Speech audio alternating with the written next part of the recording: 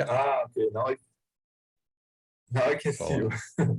So, well, first of all, thanks for this interview. And well, you are in the you are in the middle of the summer festivals, right? In Europe. So how are you feeling to play again in this well big crowds after the pandemic? And how do you see the reaction of the people to the new songs? we haven't played too many of the new songs so far. When we were around in 2021, we played Deliver Us from Evil, and we also played Violent Shadows. But for the festivals we are playing now, it's more like an old school set. So we keep our focus on the Somewhere Far Beyond album, and also on tracks up to A Nightfall in Middle Earth. Therefore, I cannot tell you how the reaction would have been in the big crowds. But the small crowds, they really praised Violent Shadows and Deliver Us from Evil, and it was fun to play them. They are demanding. They're more tricky than, let's say, Ashes to Ashes also. But I think they will turn out to be good live songs. I would say that when we tour normally in 2023, then a major amount of the God Machine songs will be a part of the touring set. But for now, it's more all dedicated to Somewhere Far Beyond, which is having its 30th anniversary this year. Yes. I have no problems with the crowd at all. I feel very comfortable amongst people. And I Yes. had the feeling that the crowds always appreciated, a normal life and having fun again. Yeah, well, you mentioned Somewhere Far Beyond. I have a few questions about it, but let's keep it to first. Let's talk a little bit more about this new record. So the God Machine. Well, I just listened to the record. The Nuclear Blast sent me the link, and well, I felt that it's very well thrash metal oriented. Let's say some more speed metal with less orchestration. So how was for you to write music again in this style that Garden used to do a lot in the past? Not too different. I would agree with your description. There's less orchestration, and it tends to go into a speed metal, thrash metal direction. I would, if I had to rank it in terms of intensity, I would say maybe Imaginations from the Other Side and Follow the Blind are the ones which are as intense. So this certainly goes back to what we have done in the early career of Blind Guardian. I have to say that in terms of songwriting, it was not a big difference, because we loosely defined the direction. I was not interested in doing another Legacy of the Darklands right after we have finished it, and I was happy to be released from the burden of 25 years working on an orchestral album. I was happy with the result, but I didn't want to go that direction any further. And that was a discussion we have had within the band. Everyone felt a little bit like this. So we said we want to approach new shores, new territories, and therefore we kept our focus on other qualities. And then songwriting is a natural thing, so it's not like you can program it or so. It just comes from the inner self, and whatever the turnout is, you need to work with. And in this case, there was a certain intensity in the songwriting, and the only thing what we did is we really decided to keep the focus on the 4 protagonists in the band. So whatever would come in addition would just be an addition. And Andre, Markus, Frederick, and I would be the one the focus would be on. That's also different to what we did on Legacy, but also on Beyond the Red Mirror. So that was a direction we decided to take. I would say anything else is a natural output and was not really done on intention. Maybe with the exception of Violent Shadows, where I said, I really want a fast song. I really want a fast song, and I want an easygoing song. So Andre came back to me with the structure of the first third of the song. I passed my vocals back immediately after I received it. So it went really quickly, even, you know, for normal songwriting terms, it was light speed, to say so. And that was one where at least the direction was also somehow pre-designed, but everything else just as a natural output without many thinking about it.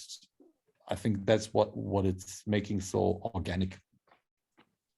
Yes, and well, Blind Guardian is well known for its fantasy lyrics. Let's say, well, inspired in books and fantasy and something like that. And well, the God Machine, it has more like I think the fantasy theme was not well in the whole songs as it always used to be. For example, I checked that one of the songs is about the death of your mother, right? Something.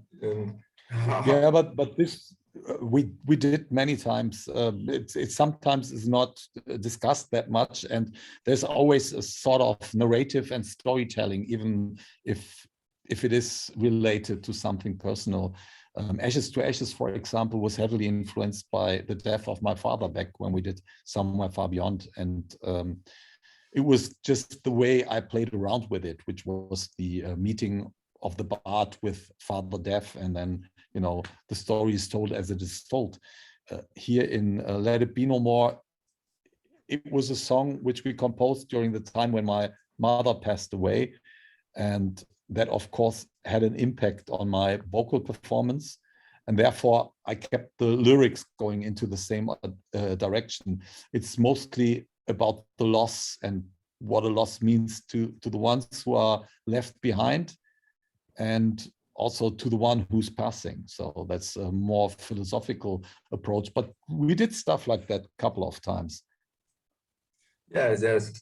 I would ask you about the difference between writing a song that's so personal and one that is based on a book, someone else's history.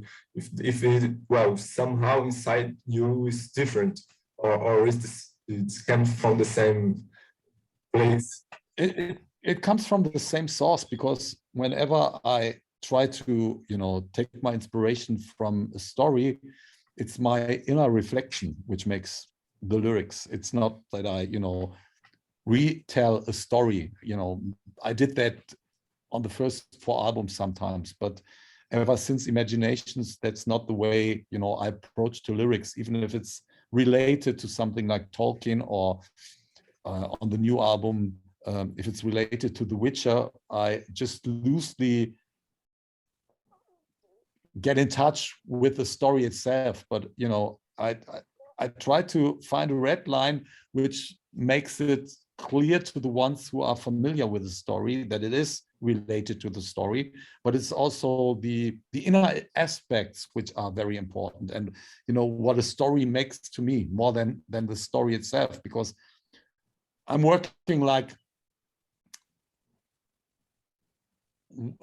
I have the form of a story, and then my interpretation starts. You know, I search certain links in the story which relate to my life, or relate to the song, or to a philosophy I'm behind. And then on this, I build up a song which you would recognize that it has some links to the story. But if I didn't tell, no one would know what I'm singing about. It's just, you know, if I bring in words like American Gods, and, you know, there is a story by Neil Gaiman, which is the inspiration for that song. But I'm pretty sure if I took that off and you would just read the lyrics, you wouldn't know what I'm talking about, and no one would, because it's just a loose pickup of an idea, and then I let go loose, you know, then I go freestyle, and whatever comes into my mind then needs to be involved into the lyrics. So it's pretty much the same. It doesn't matter if it's personal or if it's a story. It's always personal. Yes, and well, you said that one of the new songs is inspired by the book The Witcher, right? Well, I just listened to the album, and I couldn't check the lyrics, so I don't know which song is. Can you tell us, please, and tell us about that is. Tell us, no, yeah, about your relation with The Witcher. If you play the games, well, the relation, I have to say. Yeah, I know. If you play the games, if you saw the TV series. I saw 1 minute of the TV series that did not appeal to me, and the relation to the game comes because of my bandmates Andre and Marcus, who love to play The Witcher, the computer game. I'm not playing games, so I cannot tell you if it's a good game or not, but it's a damn successful game. This even I know. But they brought The Witcher to my attention and said, well, this might be something you want to dig in, and this probably could be a good topic for the next album. And then I just did my research. I like classical fantasy in a sword and sorcery style. And Andrzej Sapkowski, the creator of The Witcher, he wrote a few books. And instead of playing the game, I read the books. And again, I searched for my red line, which was loosely related to The Witcher itself, but also to another character in the story. And yeah, this is what came out in the song Blood of the Elves. Okay, well, that's interesting. You covered many authors, right? Neil Gaiman and, well, The Witcher. But I have I'm curious about something. Do you have a book or a movie or author that you always wanted to write a song about it, but you never got the inspiration to do it?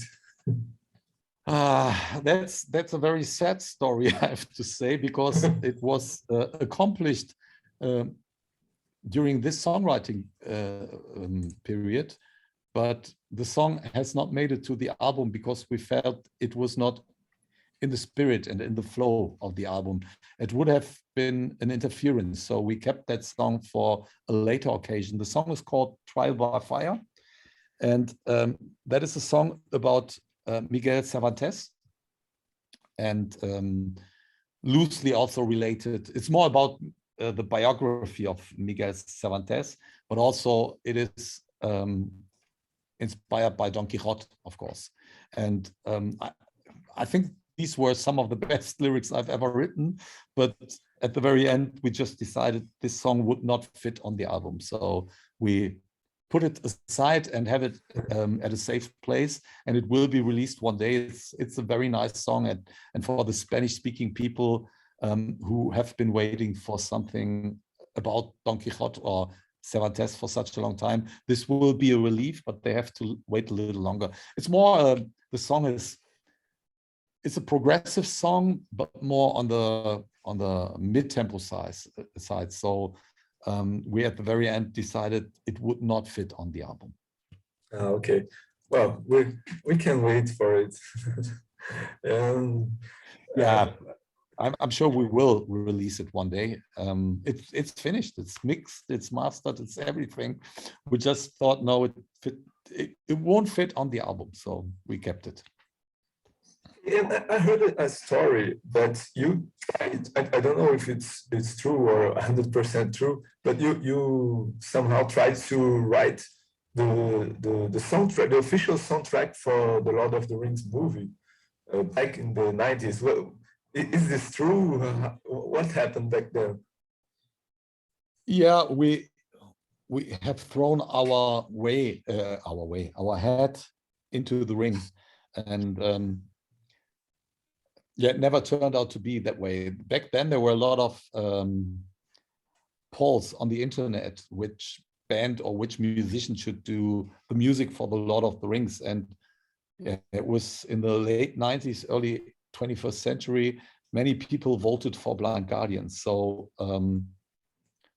we thought this could be our entrance into soundtrack movies. So we contacted the production team, but they were almost finished when we, offered our services.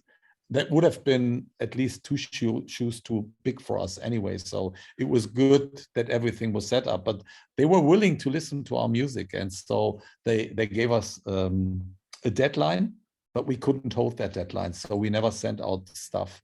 And this is it with the story. But there was a small connection and a small contact and a minimal chance, but we couldn't use it. Okay, well, in the beginning of the interview, you said that Somewhere Far Beyond is completing 30 years now. So first of all, congratulations for this release back then. And I must ask you, what memories do you have from the writing process of this record? And well, in this record, we have the most streamed Blind Guardian song at Spotify, that is the Bard song in the Forest. So I want to know if you can talk to us a little bit about this particular song, if you remember writing it, and well, some story that you can share with us. Yeah, let's start with Somewhere Far Beyond. Somewhere Far Beyond was our breakthrough as an album. It was the first time we toured Japan. And it turned out to be a #1 album in a couple of states. I remember Japan, I remember Greece, maybe that's it. But these two, at the very least, were #1 chart albums with entries with Somewhere Far Beyond. So therefore, it was is one of the most important albums we have done. Musically, it defined the connection between role play game players and Blind Guardian because of the bards who are supposed to have a gathering Somewhere Far Beyond, and where they at a certain occasion sing the bard song. So that's the concept behind this album. The bard song was mostly my composition, and again, it is a fantasy related song and it's freestyle. It goes into The Hobbit at the end. So there is that link to J.R. Tolkien, but musically, I wrote the song when my father was passing away. And I wrote that song on a day when I was visiting a castle in the village where I lived. And I went there with my little cousin and I, showed her around back then. And I was impressed by the castle again, which I hadn't visited for a long time at that point. But mostly I was just, killing time because it was such a sad time. And then I came up with a picking, went to the studio, recorded a very plain version of it and played that to Andre, and then he took over and we finished the song together. It's the most important Blind Guardian song of all times.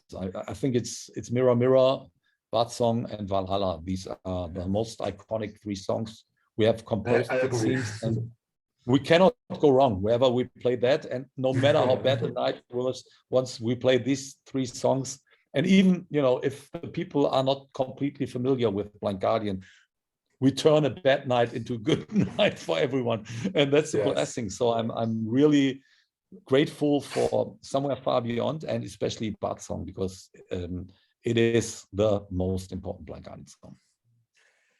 Yes, well, and the Bard Song is a ballad. And in this new record, we also have a ballad, Let It Be No More. And we have other Blind Guardian ballads that are very famous. Let's say, well, for example, Nightfall and Lord of the Rings. So what's the secret to write a good ballad? Do you think there's some, well, way that you got the inspiration from specifically for writing ballads? What can you say? I mean, Nightfall is a different story because that's still epic and contains so many elements. Yeah, and it's also related to the Nightfall album, which is different. It's simply different. When it comes to regular ballads, I would say they have to come spontaneous. You need to feel the urge, and you need to be honest in the way you compose it and you perform it, and then everything is possible. We had a good feeling when we did Lord of the Rings. We had a good feeling when we did the Bard song. The best feeling we have had with A Past and Future Secret, I would say. And it turned out of these three, this is the least favorite. It's still a very popular song amongst Blind Guardian fans, but yeah, just seeing that tells you something. We need the right moment. Let It Be No More is also semi-ballad, I would say, but it's completely, different in the way it approaches the atmosphere.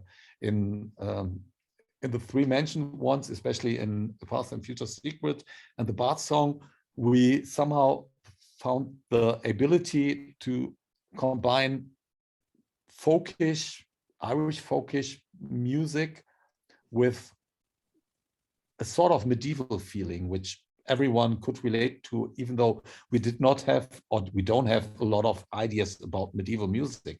It's just our own creation of that particular genre.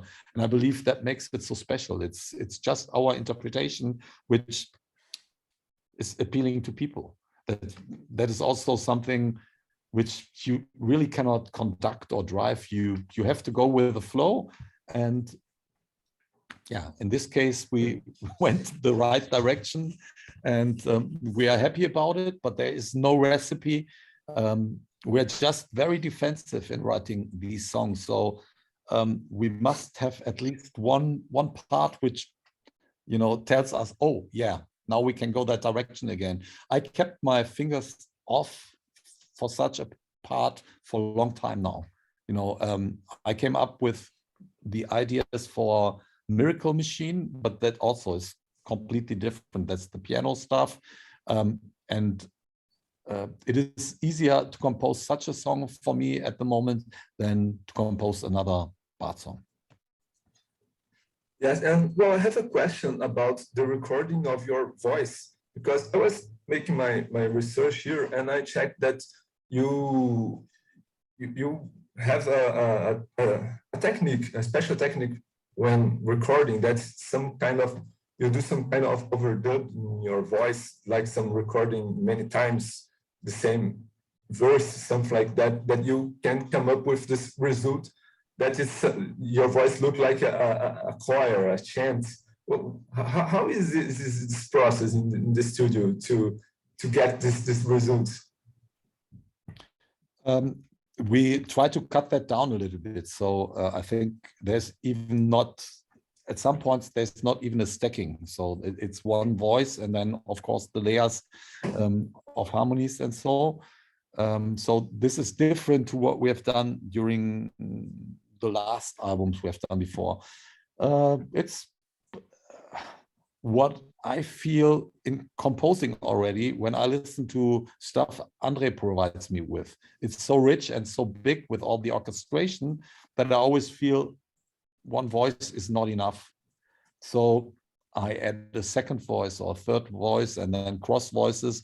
And we made that a tradition with which we feel very comfortable, and where I feel this comforts the song and the voice does not get lost. Sometimes there's so much information around the voice. So with one single voice in the center, you cannot compete.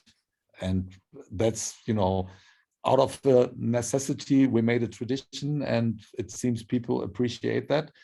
The recording process, that's maybe best explained as experience. Once you found your way through, it's business as usual. Of course, there's always the tension and the intention to perform in the best possible way. That's very important. We do not accept second best, and that goes for every instrument.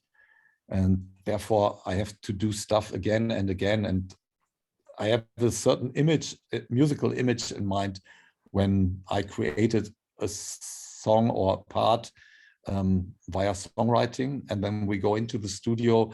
I want that to be projected 100% as I have it in mind. And then we just go for it. And Charlie Bauerfeind is a tough teacher and tough coach. Yes, yes.